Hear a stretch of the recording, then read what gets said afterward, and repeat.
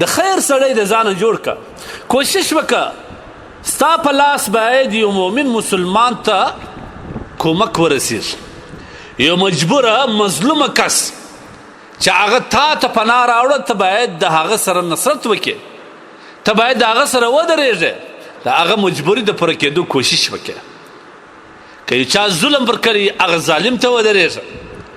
که یو څوک مجبوره یې د خپل توان مطابق د هغه سره نصرت و کومک وکړي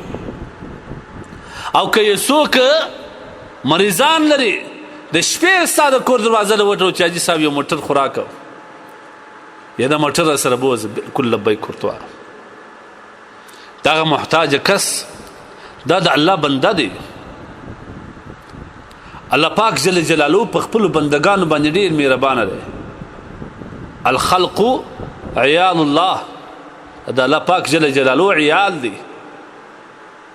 الله ته په خپل مخلوق کې در ټولو غوره کس هغه دی در ټولو محبوب کس هغه دی چې د خدای د مخلوق سره ښه سلوک کوي سبحان الله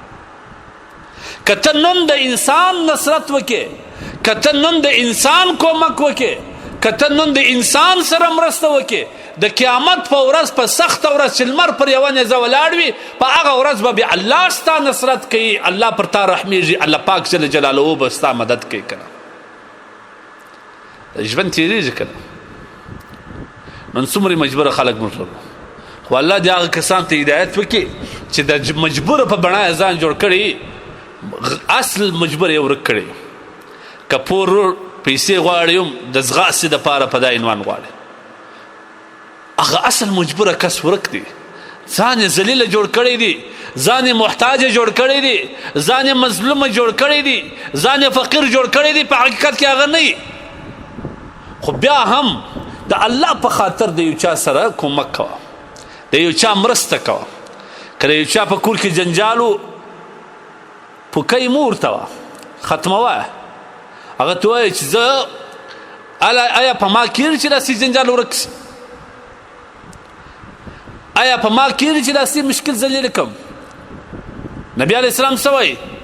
من نفس عن مؤمن کربه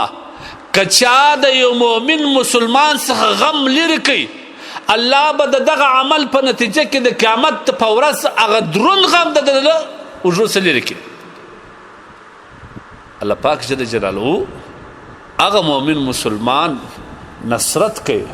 په دغه دنیا کې یې وزن ورکوي کوم چې د مسلمان په مرسته کې ولاړ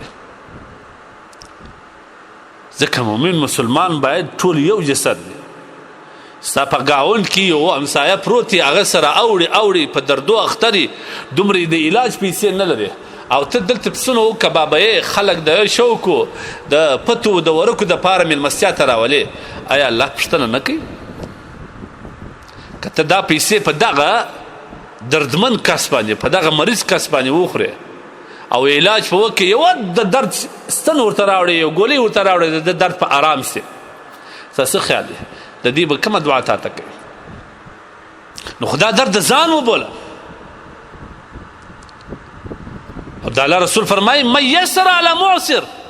که یو چا پر معسر و تنگ دسته او په سختو حالاتو کې راغلی کس باندې اساني راوستل پیسې نه وې دولت یې نه و په کور کې مریضان ورته پراته وه هغه لت پر لت اوښته دی ورلې اساني راوسته په موټر کې پورته کې علاج یې ورباندې وکړي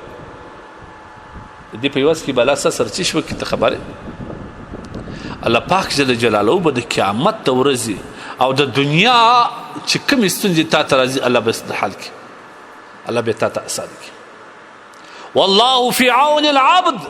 الله د هغه بنده په نصرت و کومک کې دی ما کان العبد فی عون اخیه تر څو چې د الله بنده د خپل ورور په کومک و نصرت کوي مثل المؤمنین فی توادهم د الله رسول فرمایي د مؤمن مثال په مینه او محبت کې دا رکب دی لکه یو جسد بل روایت کې راځي المؤمنون کرجل واحد ټول مؤمنان لکه یو انسان درکب ستا په کور کې چې مریض پروت ته دغه ورته کښېنې ستا په بدن کې که چیرې یو ځای په درد وي ته خاندې یا ته بیا خوراک کولی سې ته د اوف نارې نه وایې ستا ټول بدن ناقراره نه همدا ډول کې مسلمان دا رقم اوس ته به یې داسې نه قراره او بیا دا مه وایي چې یار دی بله ورځ ما سره دغه رقم وکړه خدای دې در دې لا بدتر کړي یا حدیث دا وایي نبي اسلام فرمایي د مؤمن په بدو باندې مه خوشحاله کېږه د مؤمن په بدو باندې مه خوشحاله کېږه چې هغه ستا یو عارضي دښمني ورباندې ورسره یو عارضي جنگ دی ورسره او دی چې په یو مشکل کې ته په هغه خوشحاله کېږه الله به پر ده رحم وکړي او تا به په دې مبتلا کړي نو د خدای بندګانو دا ژوند دا د مینې ژوند دی دا د محبت ژوند دی دا باید د یو مسلمان په همکاري کې واوسیږي دغه ژوند باید د مسلمان سره په مدد او په همکاري کې تیر سي دا اصلي ژوند دی په نفرتونو کې والله که خیر سته په خوابتیا کې خیر نسته په عریپۍ کې خیر نسته خیر دا دی چې مسلمان ته د خیر ورسوي او آخرت په خپل لاس جوړ کړي ولا کې بل یې در جوړ کړي